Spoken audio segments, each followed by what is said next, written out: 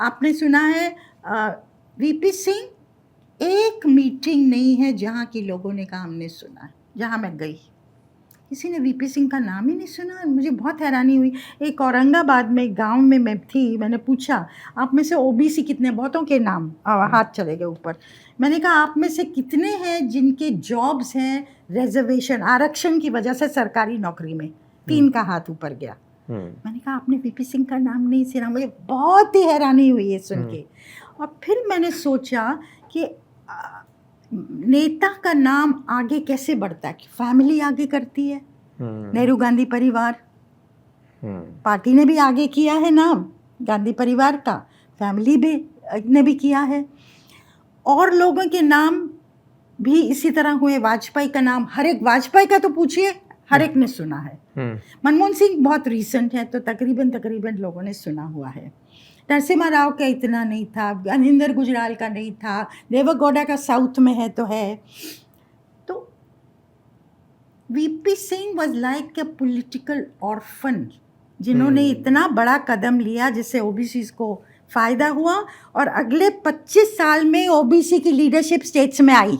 मुलायम सिंह यादव, लालू यादव, उमा भारती, ये जो है कल्याण सिंह, मतलब जो लीड किए हैं अपने अपने स्टेट्स को, शिवराज चौहान।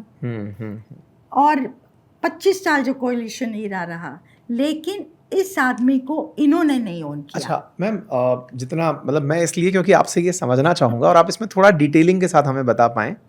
ये जितने भी नाम आपने अभी लिए, चाहे मुलायम सिंह परिवार लिया हो, लालू यादव जी का लिया हो, नीतीश कुमार जी का लिया हो, पासवान साहब का लिया हो, ये सब कहीं ना कहीं लोहिया जी के टाइम से प्रेरित बताए जाते हैं और लोहिया जी का जिक्र भी ये बहुत बार करते हैं। लेकिन वीपी सिंह की शुरुआत में आपने जब विश्वनाथ प्रताप सिंह बोला ना, आई गारंटी यू मैम कि इस वीडियो को सुनने वाले शुरुआत में बहुत से दर्शक ये हैरान में होंगे कि विश्वनाथ प्रताप सिंह कौन, क्योंकि वीपी सिंह भी हो सकता है सुना हो, विश्वनाथ प्रताप सिंह तो भूल ही जाइए, आज के समय भी भूल। मैं तो इसका मतलब आज सोच रहा हूं कि इसका टाइटल ही बनकर आएगा फॉरगॉटन प्राइम मिनिस्टर।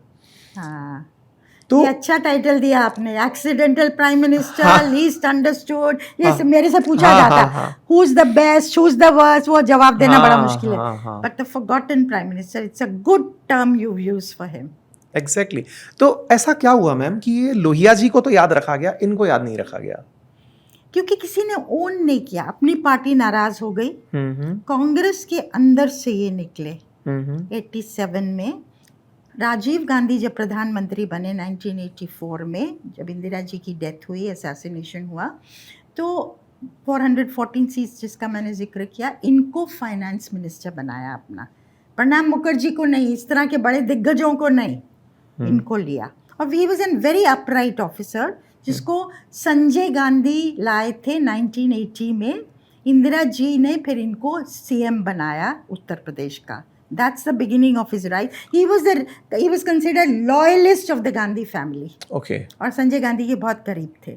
और फिर उन्होंने डकैतों को और इस तरह की कई चीज़ें उन्होंने एज यूपी चीफ मिनिस्टर की थी। तो ये लायक है, और इंदिरा जी भी इनको चाहती थी क्योंकि लॉयल रहेंगे, ऑनेस्ट हैं, तो राजीव लाए। लेकिन 2.5 साल में ऐसा हुआ कि राजीव से टक्कर हुई। बॉफर्स का मुद्दा, बॉफर्स गन डील 80s का बड़ा मुद्दा था राजीव गांधी के ज़माने में, पता नहीं आपने सुना नहीं? मतलब इक्वल टू दलाली इन डिफेंस।